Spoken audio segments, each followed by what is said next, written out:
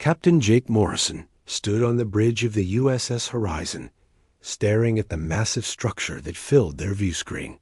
The space station was bigger than any city on Earth. Strange lights pulsed along its surface in patterns that seemed almost alive. His crew had been traveling through deep space for 3 months when they found the ancient beacon.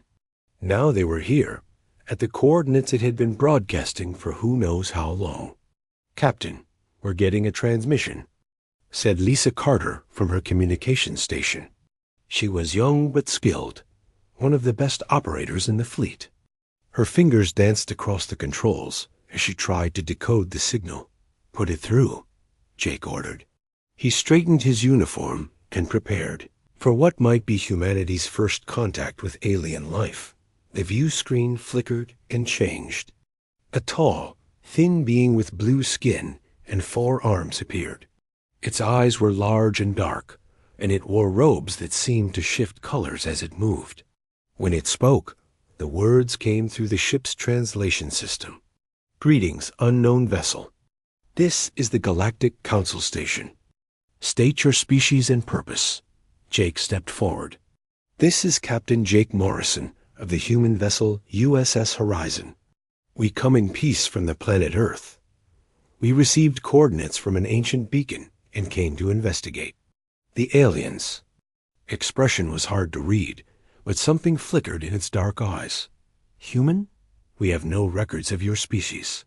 Please dock at Bay 97 for processing." Dr. Nathan Price, the ship's science officer, looked up from his instruments. "Captain, the energy readings from that station are incredible. Their technology is far beyond anything we've ever seen." Maria Santos, the chief engineer, nodded in no agreement.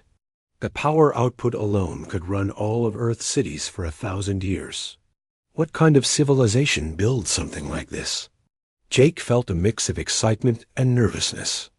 Humanity had dreamed of finding other intelligent life for centuries. Now they were about to meet not just one species, but apparently many. The Galactic Council sounded like something from science fiction stories. The docking process was smooth and automated. As soon as the horizon was secure, Jake selected a small team to go aboard the station. Along with himself, he chose Lisa Carter, Dr. Price, and 2 security officers. They wore their best dress uniforms and carried translation devices. The airlock opened to reveal a corridor that stretched beyond sight. The walls were made of some kind of crystal that glowed softly. Strange symbols moved across the surfaces like living text. The air smelled of ozone and something floral that Jake couldn't identify. A group of beings waited for them. The blue-skinned alien from the view screen was there, along with others that looked completely different. One resembled a giant insect, with multiple legs and compound eyes. Another seemed to be made of pure light, shifting and flowing like a living aurora. A third looked like a walking tree, with bark-like skin and leaves for hair. "Welcome to the Galactic Council Station," said the blue alien. "I am Ambassador Kethfor of the Zephyrian Empire. These are my colleagues from the First Contact Committee." The insect-like being clicked and chittered. The translation came through as, "I am researcher Chaitel of the Vexani Collective. We study new species for council evaluation." The light being pulsed brighter. "I am Essence of Dawn from the Luminar Hegemony. I serve as diplomatic liaison for emerging civilizations." The tree-like alien rustled its leaves. "I am Root Singer of the Harmony Coalition. We help new species adapt to galactic society." Jake introduced his team, trying to hide his amazement. These beings were unlike anything humans had ever imagined. Yet they seemed organized and civilized, working together despite their vast differences. "How many species are part of this galactic council?" Dr. Price asked, his scientific curiosity overcoming his nervousness. "Currently, we have representatives from 47 different worlds," Kethfa replied. "Each species went through proper evaluation before joining our community." The process ensures stability and peace throughout the galaxy. They were led through corridors filled with incredible sights. Aliens of every imaginable shape and size moved through the passages. Some floated, others walked on multiple legs, and a few seemed to phase in and out of existence. The technology was beyond human understanding. Walls that could become transparent at will, floors that adjusted their texture for different species, and transportation systems that moved beings through tubes of light. "Your species is quite young," Chitel observed, studying a datapad with compound eyes. "Most civilizations take thousands of years to develop space travel. According to our initial scans, humans achieved faster-than-light travel in less than a century after your first flight. Is that unusual?" Lisa asked. "Very," Essence of Dawn replied, its light flickering with what might have been surprise. "The normal progression is much slower. Species typically develop rigid social structures and careful resource management before attempting interstellar travel." They entered a vast chamber that took Jake's breath away. The ceiling was a transparent dome showing the stars outside. Below, hundreds of beings sat in circular arrangements, apparently in some kind of meeting. The architecture was designed to accommodate every type of physiology Jake could imagine. "This is the council chamber," Rootsinger explained. "Here, representatives from all member species gather to make decisions for the galactic community. We follow protocols that have maintained peace for over 10,000 years. 10,000 years? Dr. Price repeated. That's longer than human civilization has existed. Indeed, Kethver said. Stability is the key to galactic harmony. Each species follows established patterns of development. They create unified governments, develop sustainable technologies, and learn to cooperate before joining the council. Jake felt a growing sense of unease. The way these aliens talked about protocols and established patterns made him wonder how well humanity would fit in. Humans were known for being unpredictable, competitive, and diverse in their thinking. What happens if a species doesn't follow these patterns?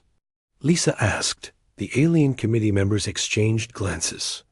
That rarely happens, Chitel replied. The laws of development are universal. All intelligent species evolve along similar paths. They were shown to guest quarters to rest before the formal evaluation would begin. The rooms were comfortable but strange, with furniture that adjusted to their bodies and walls that could display any environment they requested. What do you think, Captain? Dr. Price asked once they were alone. Jake looked out at the stars through their window.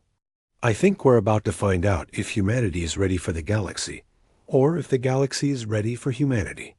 Maria Santos joined. Them from the engineering section she'd been examining. Their technology is incredible, but it's all designed for cooperation and predictability. Everything has safety protocols and established procedures. That's not very human, Lisa observed. No, Jake agreed. We tend to improvise, compete, and change our minds. I wonder how they'll react to that. The next morning, they were summoned to begin the evaluation process. As they walked through the station's corridors, Jake noticed how orderly everything was. Beings moved in predictable patterns, following established routes and procedures. There was no pushing, no hurrying, no chaos. It was efficient, peaceful, and completely unlike any human city Jake had ever seen. Captain, Dr. Price said quietly, I've been thinking about what they said about development patterns. What if humanity developed differently than other species? What if we're the exception to their rules? Jake nodded grimly. Then we're about to find out what happens when an unstoppable force meets an immovable object. They reached the evaluation chamber where the first contact committee waited. The formal process was about to begin, and Jake had a feeling that neither humanity nor the Galactic Council would be the same afterward. Dr. Amanda Foster smoothed her diplomatic uniform as she entered the council chamber. She had been chosen to lead humanity's formal application for membership in the Galactic Council. Behind her walked Professor Greg Hamilton, Earth's best linguist, and Colonel Steve Rodriguez, a military advisor who had served in conflicts across 3 continents. The chamber was even more impressive than Captain Morrison had described. Hundreds of alien beings sat in curved sections that spiraled up toward the domed ceiling. Each species had their own area designed for their specific needs. Some sections were filled with water for aquatic species, others glowed with different types of light, and a few seemed to exist in different dimensions. Entirely at the center of the chamber stood a raised platform where the evaluation would take place. Ambassador Kethvar waited there along with the other members of the First Contact Committee. Their expressions were difficult to read, but Amanda sensed a formal coldness that made her nervous. Representatives of humanity, Kethvar began, his voice carrying clearly through the chamber's acoustics. You have requested membership in the Galactic Council. This is a serious matter that affects the stability of our entire civilization. Amanda stepped forward. We are honored by this opportunity. Humanity seeks to join the galactic community as partners in peace and progress. Very well, said Chiktel, the insect-like researcher. We will begin with standard questions about your governmental structure. Please describe your planet's ruling system. Amanda had prepared for this question, but she still felt uncertain about how to explain Earth's complex political situation. Humanity is organized into multiple independent nations, each with their own governments. We have democracies, republics, monarchies, and other systems. Some make decisions through elected representatives, others through appointed officials or traditional leaders. A ripple of confused sounds went through the chamber. The alien representatives began speaking among themselves in their various languages. Kethvar raised a hand for silence. Multiple governments? He asked, Are you saying your species has not unified under a single authority? That's correct, Amanda replied. We have nearly 200 different nations, each with their own laws and customs. The crystalline being called Resonance Prime spoke up, its voice like ringing bells. This is unprecedented. All civilized species achieve planetary unity before developing space travel. How do you make decisions for your world? Professor Hamilton stepped forward. We don't make decisions for the whole world. Each nation decides its own policies. When we need to work together, we negotiate and form agreements. Negotiate? Essence of Dawn flickered with what seemed like confusion. But negotiation implies conflict. Civilized species resolve conflicts through established protocols. We do have conflicts, Amanda admitted, but we've learned to resolve most of them through diplomacy rather than warfare. The chamber erupted in concerned chatter.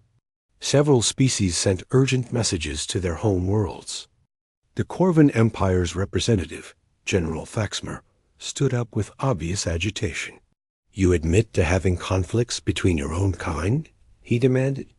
This suggests a fundamentally unstable species. Colonel Rodriguez couldn't stay silent. Conflicts aren't necessarily bad. They can lead to innovation and growth. Some of our greatest advances came from competition between different groups. Competition? Root Singer rustled its leaves in what might have been distress. The Harmony Coalition has observed that competition leads to resource waste and social disruption. Amanda tried to steer the conversation back to safer ground. Perhaps we could discuss our cultural achievements. Humanity has produced incredible art, music, literature, and scientific discoveries. Ah, yes, Chiktel said, consulting his datapad. We have questions about your cultural practices. Please explain why humans create what you call art that serves no practical purpose. Professor Hamilton's eyes lit up. This was his specialty. Art serves many purposes. It expresses emotions, preserves history, challenges ideas, and brings beauty into our lives. We create art because it makes us feel more human. Feel more human? Essence of Dawn pulsed with confusion. Are you saying that without art, you would be less than you are? In a way, yes, Hamilton replied. Art helps us understand ourselves and our place in the universe. It's how we explore ideas that can't be expressed through simple logic. The chamber fell silent. Many of the alien species seemed to be processing this concept with difficulty. Finally, Dr. Veltar of the Analytical Collective spoke up. This is highly irregular. In our experience, all species create objects for functional purposes. Art that serves no practical function suggests inefficient resource allocation. But art does serve a function, Amanda insisted. It enriches our lives and helps us grow as individuals and as a species. Individuals? Kethfer's voice carried a note of alarm. Are you saying that humans prioritize individual desires over collective needs? Amanda realized she was walking into dangerous territory, but she couldn't lie about human nature. We try to balance individual rights with collective responsibilities. We believe that societies work best when people have the freedom to think and act as individuals while still contributing to the greater good. This statement caused near chaos in the chamber. Species that had never heard of individual rights struggled to understand the concept. The collective consciousness of hive mind Beta actually sent a request for clarification about whether humans were all connected mentally. General Faxmar spoke again, his voice heavy with disapproval.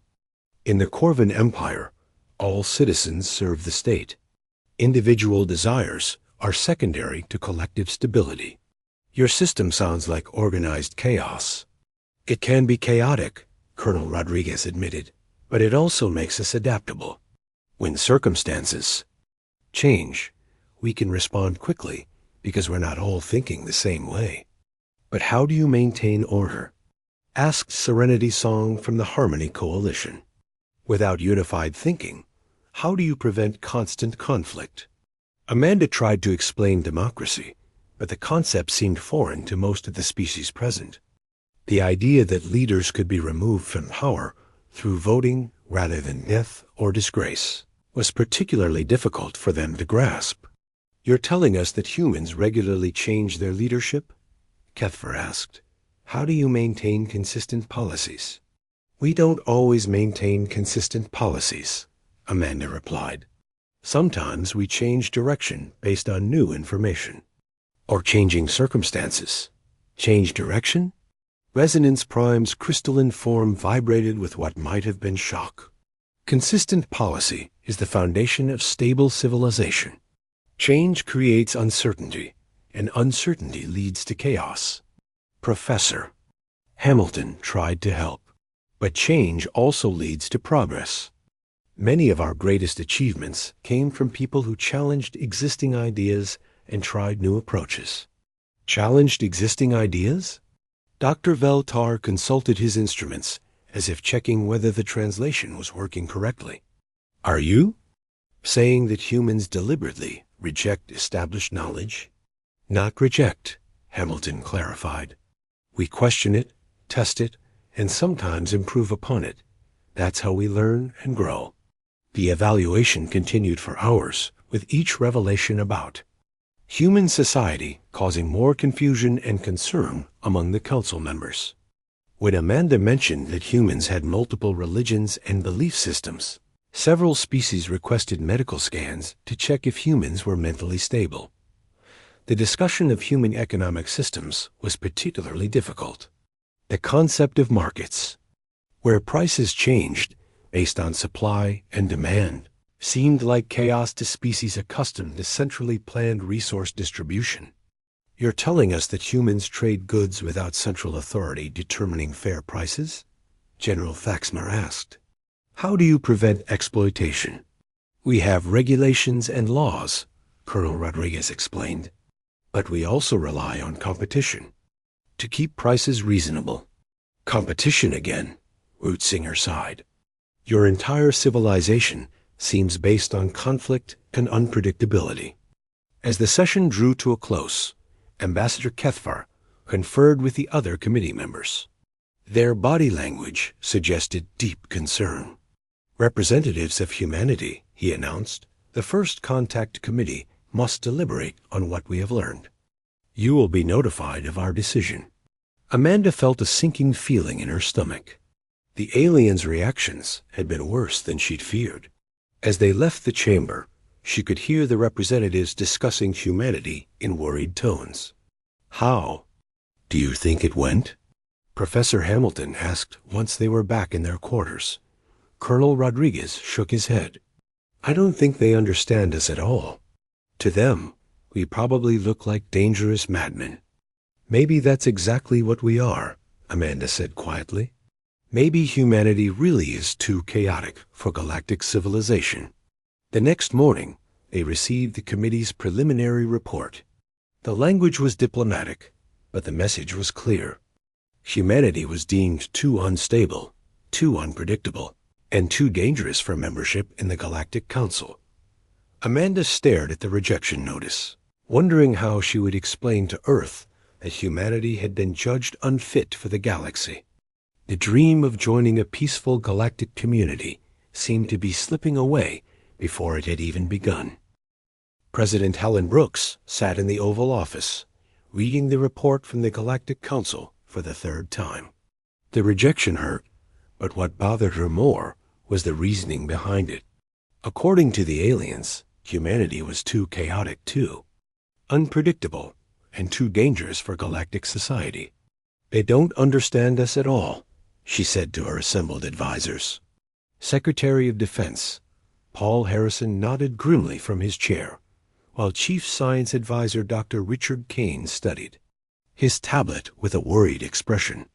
"The question is, what do we do now?" Harrison asked. "Do we accept their judgment, or do we try to change their minds?" "We can't change who we are," Kane replied. "And frankly, I'm not sure we should want to. Some of the things they consider flaws are actually our greatest strengths." Brooks stood and walked to the window, looking out at the bustling city beyond. Dr. Foster's report mentioned that some of the younger aliens seemed curious about our ways. Maybe we need to focus on them instead of the established leadership. Meanwhile, on the council station, Ambassador Lessa Young had taken up residence as humanity's permanent representative. She had been chosen for her diplomatic skills and her ability to think outside conventional patterns. The council had allowed her to stay, though they made it clear that humanity was not welcome as members. Lisa spent her days in informal conversations with various alien species, trying to understand their perspectives while gently sharing human viewpoints. She found that the younger members of many species were more open to new ideas than their elders. Sylvan, a young Zephyrian diplomat, often visited Lisa's quarters. Unlike his superior, Ambassador Kethfor, Sylvan was curious about human unpredictability rather than afraid of it. "Your species creates art for emotional expression," he said during one of their conversations. "I've been thinking about this concept.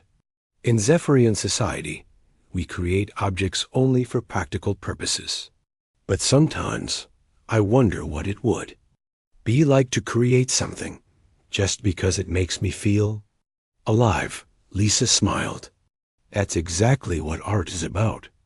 It's a way of expressing parts of ourselves that logic can't capture." She showed him some human artwork on her tablet. Sylvan stared at the images with wonder, particularly at an abstract painting that seemed to have no practical purpose whatsoever.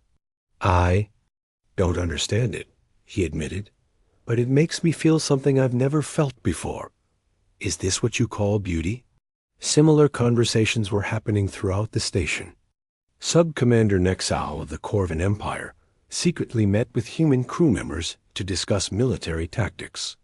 He was fascinated by the human concept of improvisation in battle, which went against everything he had been taught about rigid military discipline. "Your soldiers make decisions in the field without consulting higher command?" he asked Captain Morrison during a clandestine meeting. "How do you maintain unit cohesion?" "We train our people to think for themselves," Morrison replied. We give them objectives and let them figure out how to achieve them. Sometimes that leads to mistakes, but it also leads to innovation. The breakthrough came when pirates from the Raider Syndicate attacked a peaceful trading convoy near human space. The convoy included ships from 6 different council species, carrying medical supplies to an outer colony. The council's response was exactly what Lisa had come to expect. They formed a committee to study the problem, scheduled hearings to determine the appropriate response, and began the lengthy process of authorizing military action. The entire procedure would take months to complete. Meanwhile, the raiders continued their attacks, growing bolder with each successful raid. The colony that needed the medical supplies was facing a plague outbreak that would kill thousands without treatment. Captain Morrison, now commanding a small human fleet, received the distress call while on patrol. He didn't hesitate. Without waiting for council approval or following established protocols, he ordered his ships to intercept the raiders. The battle was unlike anything the galaxy had seen before. Instead of following rigid battle formations, the human ships moved in seemingly random patterns. They improvised tactics based on real-time conditions, adapting to the raiders' movements with fluid grace. Morrison's flagship, the USS Liberty, found itself surrounded by 3 raider vessels. Instead of calling for reinforcement and waiting for support, Morrison ordered his crew to ram the largest raider ship while firing at the other 2 simultaneously. "Captain, that's not in any tactical manual," his weapons officer warned. "Then they won't see it coming," Morrison replied. The tactic worked perfectly. The raider ship was disabled, and the other 2 fled in confusion. The rest of the human fleet used similar improvised tactics, defeating the raiders in less than an hour. But the real shock came when the rescued convoy crews began talking about what they had witnessed. The humans had acted without authorization, without following proper procedures, and without any regard for established protocols. Yet they had saved lives that the council's bureaucracy would have failed to protect. News of the incident spread throughout the galaxy with unprecedented speed. Species that had never questioned the council's methods began asking uncomfortable questions. Why had the humans been able to act while the council was still forming committees? Why had improvisation worked better than established tactics? On the industrial world of Mechonis Prime, an engineer named Zixter read the reports with growing excitement. His people had been following the same manufacturing protocols for centuries, but production had been declining. What if they tried the human approach of adapting to changing conditions? He began experimenting with flexible production lines that could adjust to different products without lengthy retooling. His supervisors were horrified by the break in protocol, but the results were undeniable. Production increased by 30% in just weeks. Similar experiments were happening across the galaxy. The artistic Melodian species began creating music that explored individual emotions rather than collective harmony. Their composer, Harmony 7, created a piece called Individual Song that became wildly popular among younger Melodians. The council's leadership watched these developments with growing alarm. Elder Kethver called emergency sessions to discuss what they termed the human problem. The galaxy's carefully maintained order was beginning to fracture. "These humans are like a virus," declared Resonance Prime during one heated session. "They spread their chaotic ideas wherever they go. Species that have been stable for millennia are suddenly experimenting with dangerous concepts." Dr. Veltar presented disturbing data. Systems that have adopted human-inspired changes show increased efficiency and innovation, but also increased unpredictability. The correlation is undeniable. The crisis deepened when the Outer Rim colonies announced they would no longer automatically follow council directives. Their leader, a former council member named Dexian, had been studying human governmental systems. "The humans have shown us that there's another way," he declared in a broadcast that reached every world in the galaxy. We don't have to wait for committees to approve every decision. We can think for ourselves. The Frontier Alliance, as the rebel colonies called themselves, began trading directly with human merchants. They adopted human-style representative governments and market economies. Most shocking of all, they began making rapid progress in technology and living standards. Ambassador Kethver summoned Lisa Yang to an emergency meeting. His usual composure was cracking under the strain of the galactic crisis. "Look what your species has done," he said, gesturing at reports of unrest throughout the galaxy. Civilizations that have been stable for thousands of years are suddenly questioning everything. You've broken the order that has kept peace for 10 millennia. Lisa felt the weight of responsibility, but she also felt a growing confidence. Maybe that order needed to be broken. Maybe stability isn't the same thing as stagnation. Stagnation? Kethve's voice rose in anger. We have maintained peace. We have prevented wars. We have kept the galaxy functioning. But have you kept it growing? Lisa challenged. Have you encouraged innovation and progress, or have you just maintained the status quo? The question hung in the air like a bomb. Kethvar had no answer, because deep down, he knew she was right. The galaxy had been stable, but it had also been static. The same technologies, the same ideas, the same solutions to the same problems for thousands of years. A council demands that humanity fix what you have broken, he said finally. You must convince these rebellious species to return to proper protocols. Lisa shook her head. We can't make them go back to the old ways. And even if we could, we wouldn't. They're discovering what we've always known. That sometimes the best solution is the one nobody has tried before. As she left the meeting, Lisa knew that the galaxy stood at a crossroads. The old order was crumbling, and something new was being born. Whether that something would be better or worse remained to be seen. But for the first time since arriving at the council station, Lisa felt optimistic. The galaxy was learning to embrace change, and change, she knew, was the most human thing of all. The changes started small, but they spread like wildfire across the galaxy. On the manufacturing world of Mechanis Prime, engineer Zixter's flexible production experiments had caught the attention of workers throughout the automated society. For centuries, they had followed the same routines, built the same products, and never questioned the efficiency of their methods.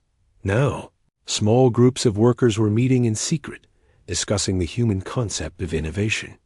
They called themselves adapters, and they were beginning to modify production lines without official approval. When supervisors discovered these unauthorized changes, they were shocked to find that output had increased by 40%. This is against protocol, declared production manager Vextar during an emergency meeting. We cannot allow workers to make decisions independently. It will lead to chaos. But the workers had tasted something new. For the first time in their lives, they felt the excitement of creation and discovery. They had seen what was possible. When rigid rules were bent, and they weren't willing to go back to the old ways. Dr. Ellen Rogers, who had been assigned as humanity's chief cultural advisor, worked closely with Ambassador Yang to understand what was happening. They had been tasked with documenting human society to help the council understand why their approach was so different. It's not that we're naturally chaotic, Ellen explained during one of their strategy sessions. We've learned to use controlled chaos as a tool. We create systems that can adapt and change while still maintaining overall stability. Lisa nodded, studying reports from across the galaxy. The problem is that the council sees any change as dangerous. They've built their entire civilization on the idea that stability equals safety.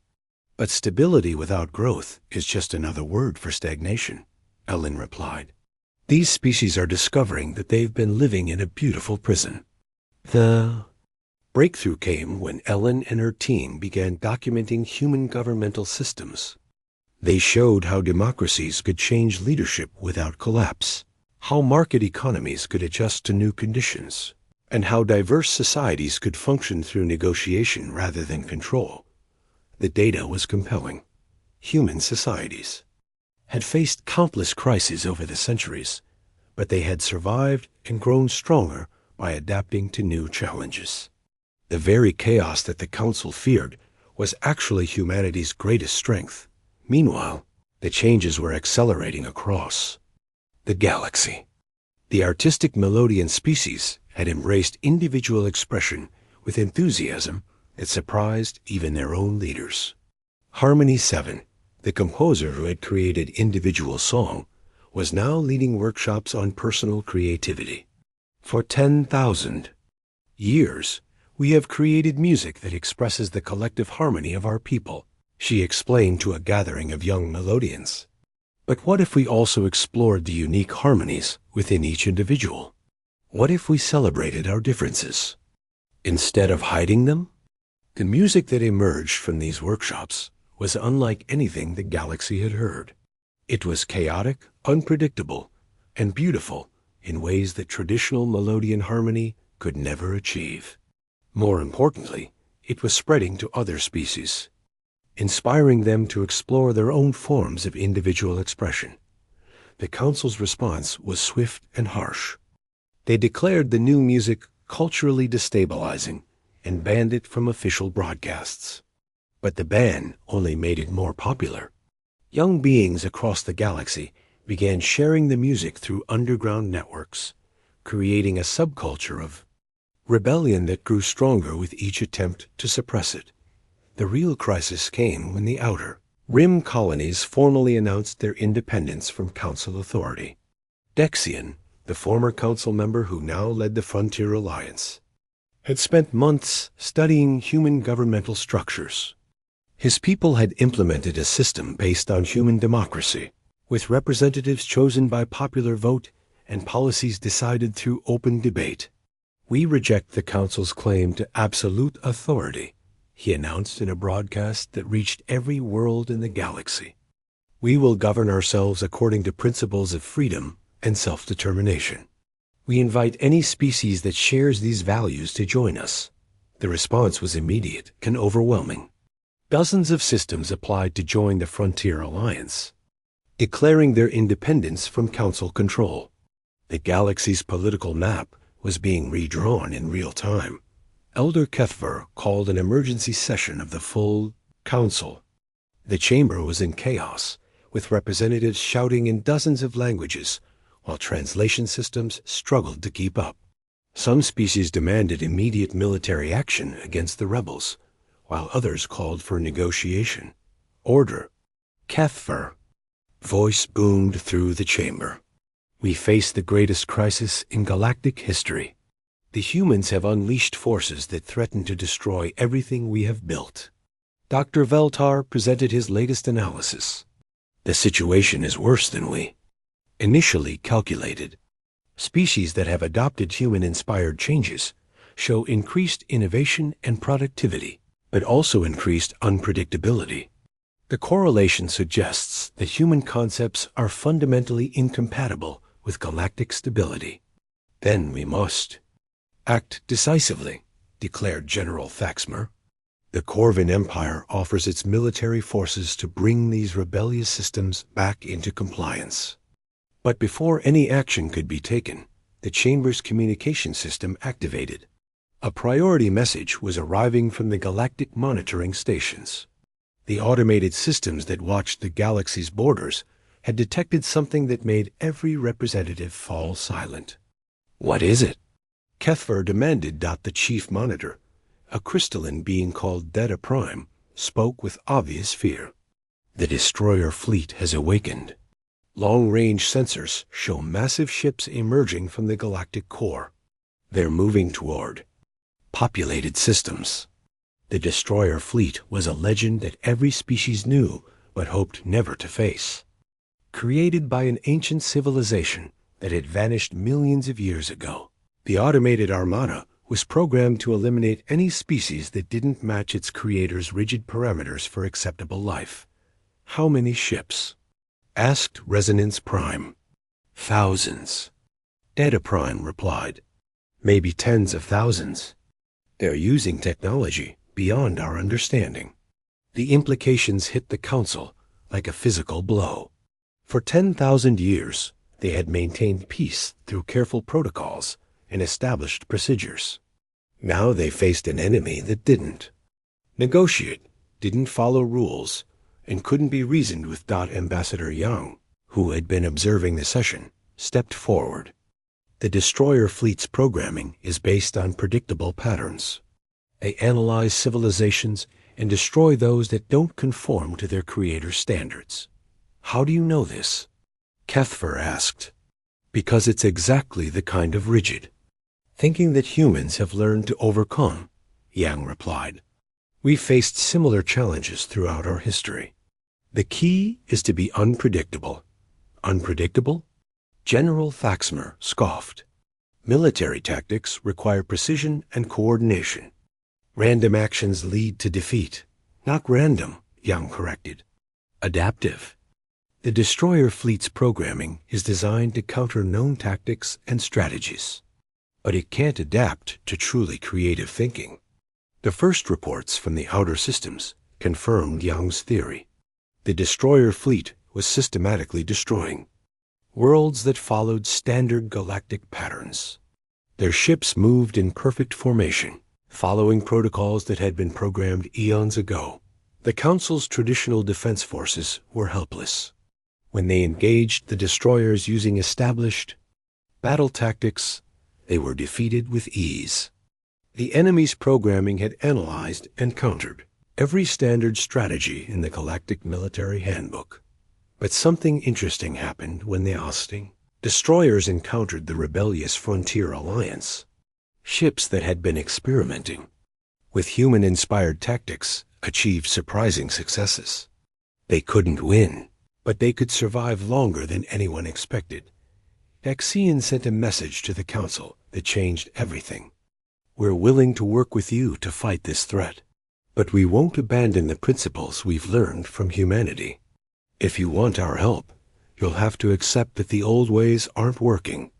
The chamber erupted in debate. Some species demanded that the rebels surrender unconditionally before any cooperation could begin.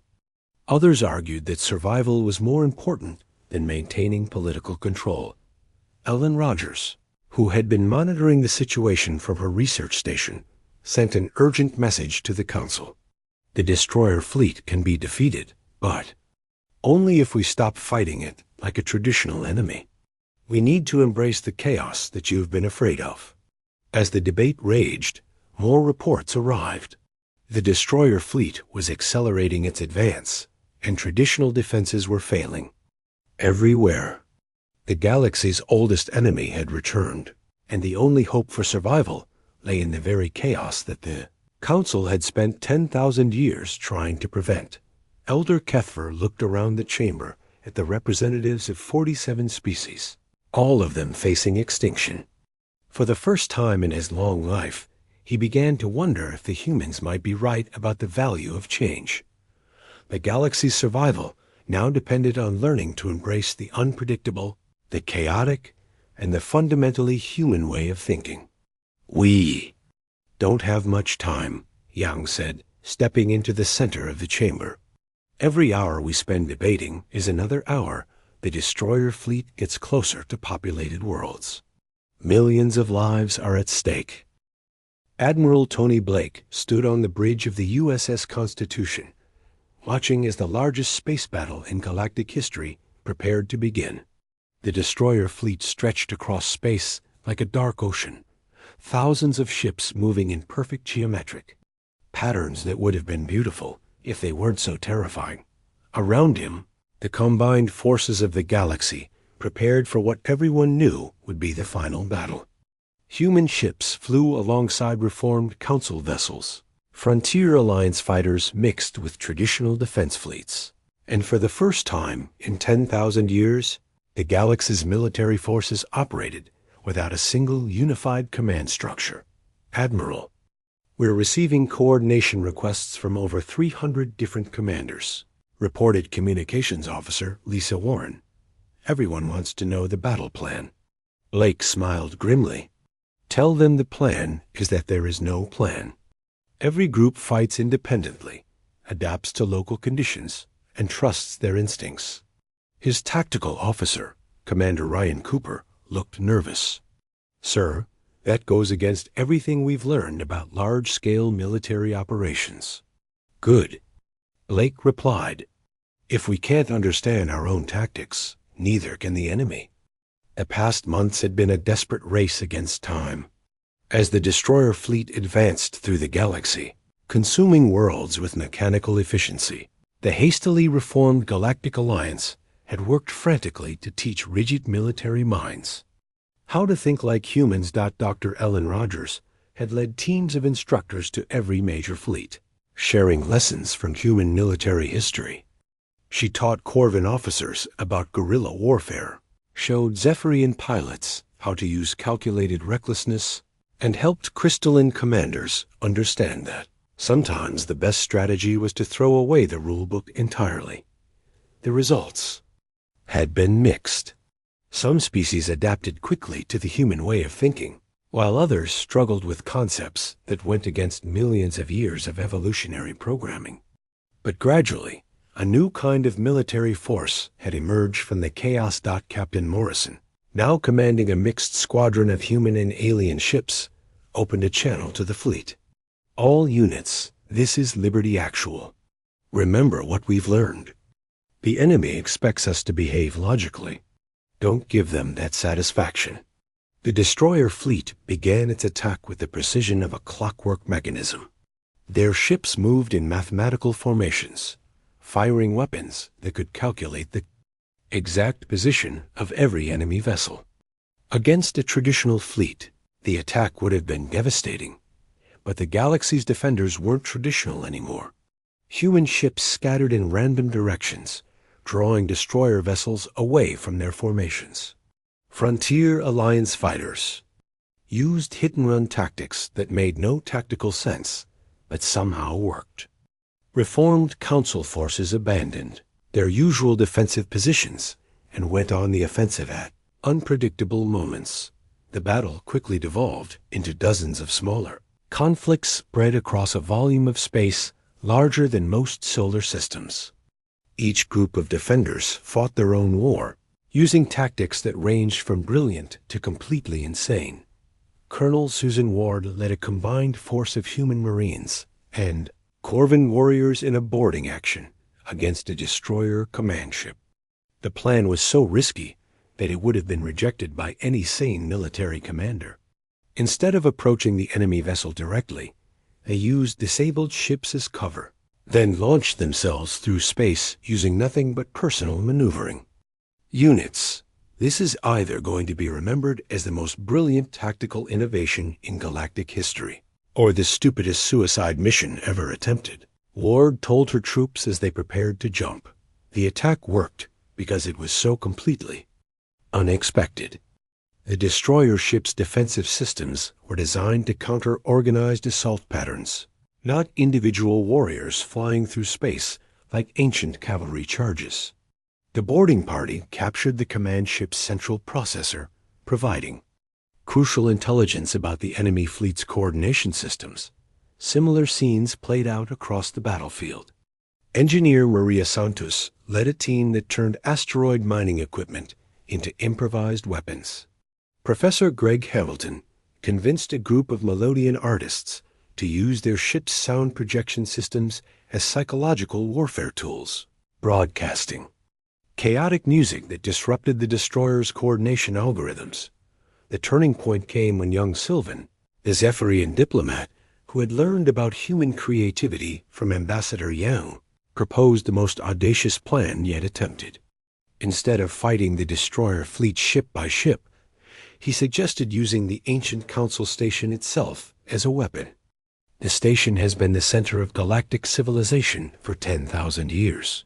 He explained to the Emergency Command Council. Its cultural significance makes it the perfect symbol of what we're fighting for.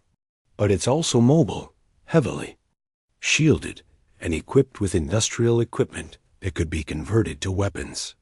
Elder Kethver, who had been struggling to adapt to the new reality of galactic warfare, felt something he hadn't experienced in centuries: genuine surprise at his own thoughts. "You're suggesting we ram a space station into their fleet?" "Not ram," Sylvan clarified. "Dance. Use the station's mobility to create chaos in their formations, while the rest of our forces attack from unexpected angles."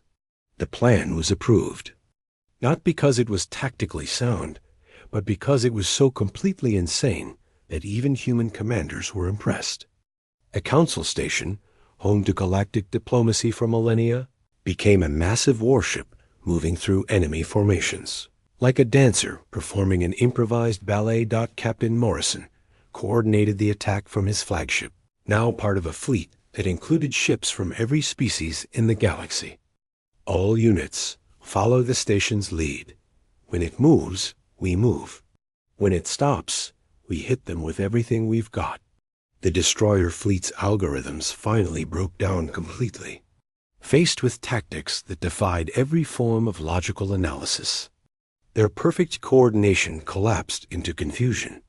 Ships that had moved in perfect formation for millions of years began firing on each other as their programming struggled to process the impossible.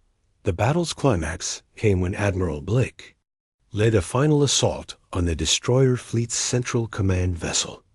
The ship was larger than most cities, protected by shields that could withstand the combined firepower of entire fleets. But instead of attacking it directly, Blake's forces used a tactic that came straight from human playground games. "All ships, form up for follow the leader," he ordered. "We're going to play tag with a giant robot." The human and allied ships began weaving around the command vessel in seemingly random patterns, each ship following the one in front of it in an elaborate game of three-dimensional follow the leader. The destroyer vessel's weapons tried to target them, but the chaotic movement patterns made accurate firing impossible.